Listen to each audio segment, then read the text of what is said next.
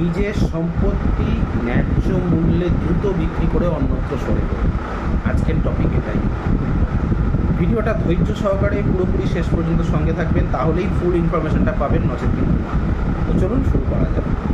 প্রথম কথা হচ্ছে, অনেকেই বলে দেখবেন যে দাদা আমার পৈতৃক সম্পত্তি আমি ভাগাভাগি করে নিয়েছি, আমার ভাগেরটা আমি বিক্রি করতে চাইছি, কিন্তু বহুদিন চেষ্টা করছি, পারছি না।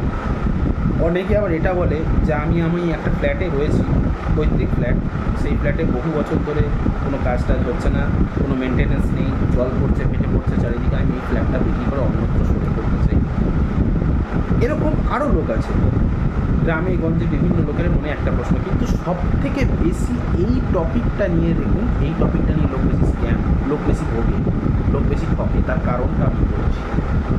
প্রথম কথা, এই যে টপিকটা, এই টপিকটায় আমি এত বছর পর কেন ভিডিও দিলাম, আমার মাথায় কি আগে আসে? নিশ্চয়ই এসছে, আমি এই কাজটা বহুবার করেছি, এক্সপিরিয়েন্স আছে।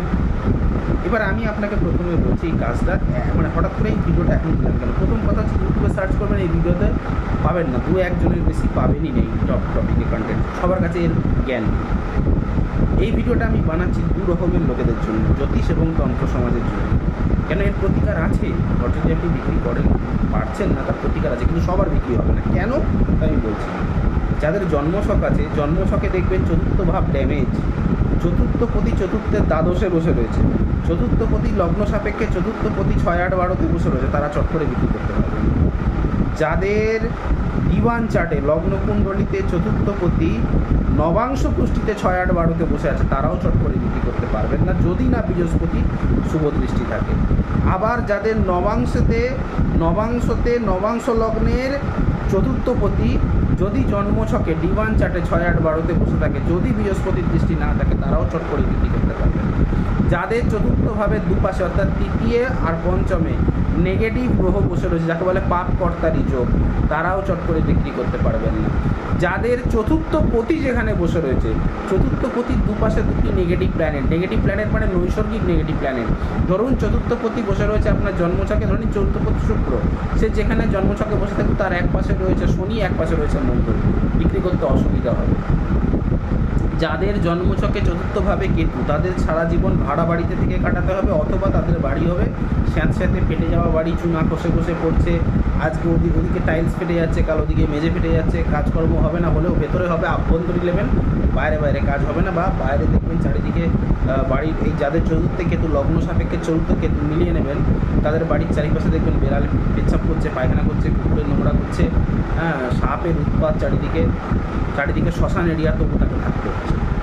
যাদের জন্মছকে চতুর্থে শনিদেব বসে রয়েছে, তারাও চট করে বিক্রি করতে পারবেন না বাড়ি। তার কারণ কি, শনিদেব চতুর্থে মানে আপনার পৈতৃক বাপ ঠাকুরদাদের জামানায় বাড়ি, চট করে বিক্রি করতে পারবেন না। তাহলে বলবেন আপনারা কে তাহলে বিক্রি করতে পারবেন?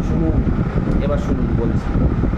যাদের এল শেপের বাড়ি, উল্টো এল বা সিধা এল, এটা সিধা এল আবার উল্টো এল শেপের বাড়ি, যাদের ইউ শেপের বাড়ি বা রাউন্ড শেপের বাড়ি, তারা কিন্তু চট করে বিক্রি করতে পারবে। ঠিক আছে।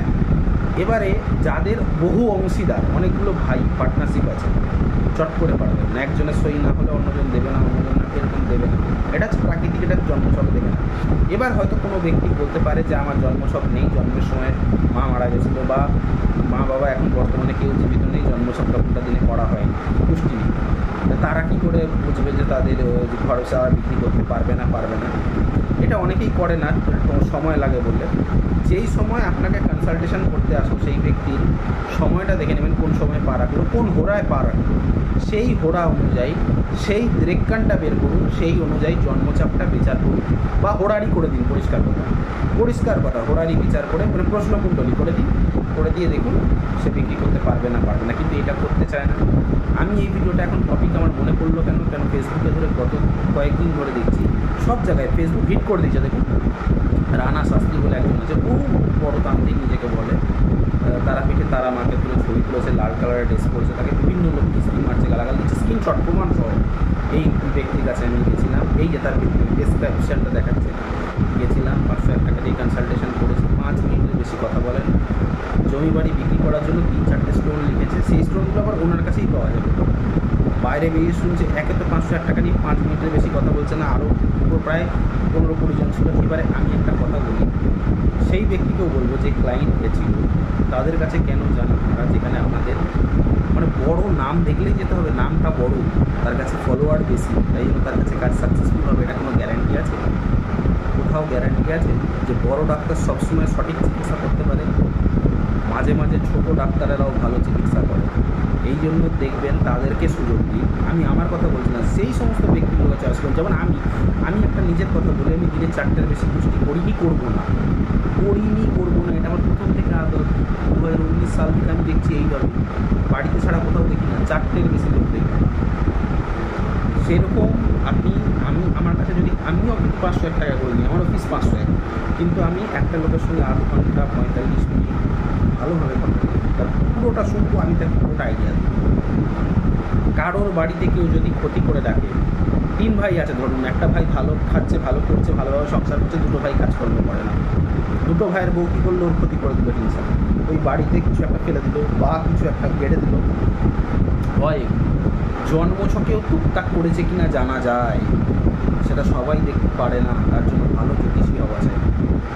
আমাদের তার জন্য কোনো সাধনা লাগবে না, জন্মছক যদি কেউ আনে, কেউ যদি তার বাড়ির মানচিত্রটা, যাকে বলে ব্লু প্রিন্টটা যদি আনে, পরিষ্কার বোঝা যাবে আপনার বাস্তুতে কী দোষ হয়েছে, অথবা বাস্তু ভিজিট করতে হবে। কারো যদি সঠিক দিকে রান্নাঘরে না থাকে, সঠিক দিকে সিঁড়ি না থাকে, সঠিক দিকে যদি পায়খানা বাথরুম না থাকে, সঠিক দিকে যদি বেডরুম না থাকে, ফল্ট আসবে, ছট করে বিক্রি করতে পারবেন না। এবার তাহলে বলবেন না এর কী প্রতিকার আছে?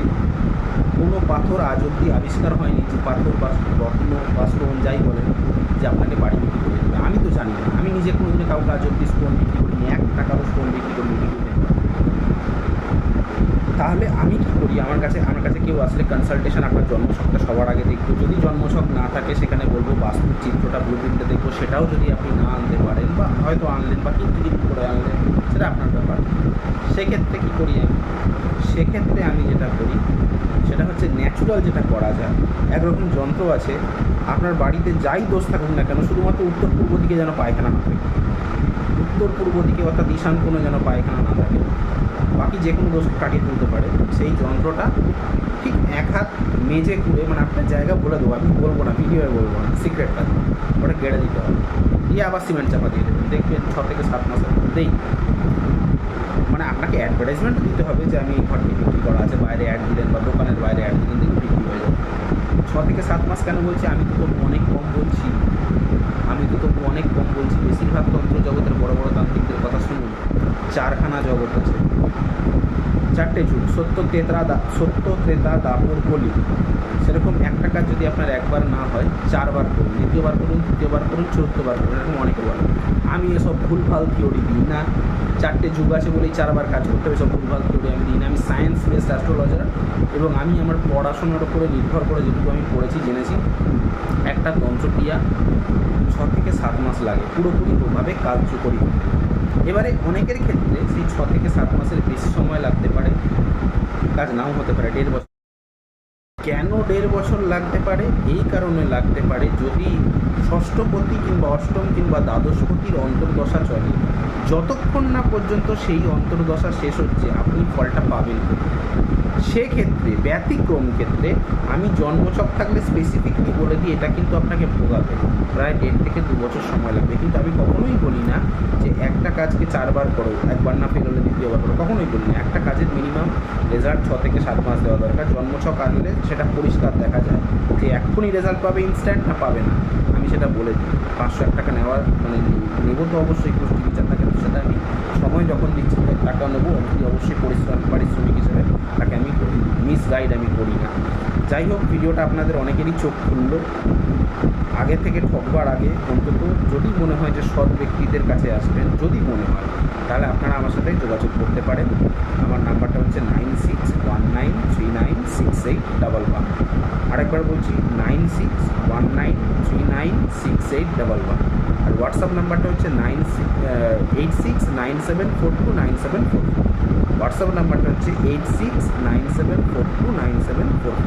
হয়তো দেখা গেল এই ভিডিওটা আজকে আমি আপনাদের দিলাম বা আপনাদের সামনে রাখলাম, আজকে রাত্রে কিংবা কালকে থেকেই চ্যানেলটা উড়ে গেল, কারণ পূর্ণ ব্রহ্মজ্ঞান চ্যানেলের পেছনে পড়ে রয়েছে অ্যাডসেন্সওয়ালা। কেন একটা চ্যানেলওয়ালাকে দুটো মানে একটা অ্যাডসেন্স একটা ব্যক্তিকে দুটো চ্যানেল করতে দেবে না। আমার যেহেতু একটা মূল অ্যাকাউন্ট আছে তন্ত্র ভারত হিন্দি চ্যানেল আছে ইউটিউব, তাই সেটাই আমার মেন চ্যানেল। অনেক সাবস্ক্রাইবার আছে তাতে, 26,700 মতো। এই ভিডিওটার জন্য এই চ্যানেলটাকে উড়িয়ে দেওয়ার জন্য চেষ্টা করছি। যাই হোক, আমি অ্যাপ্লাই করেছি, হয়তো আজকে রাত্রেই বা কালকে শেষ। যদি শেষ হয়ে যায় বা ডিলিট করে দেয়, আপনারা কেউ অবাক হবেন না। পূর্ণ ব্রহ্মজ্ঞান ফেসবুক সার্চ করবেন, ওখানেও 5,250 মতো লোক রয়েছে। আপনারা ওখানে গিয়ে ফ্রেন্ড রিকোয়েস্ট পাঠাবেন, আমি ওখানে আপনাদের অ্যাকসেপ্ট করে নেবো। ওখানেও আমি রেগুলার বেসিসে 1-2 দিন ছাড়া ছাড়াই ভিডিও দেবো, যাতে আপনারা উপকার পান। সে চেষ্টা করবো আপনাদেরকে সবসময় সাপোর্ট করবো। আজ এখানেই রাখলাম, দেখা হচ্ছে নেক্সট কোনো ভিডিওতে যদি সুযোগ পাই। হরে কৃষ্ণ।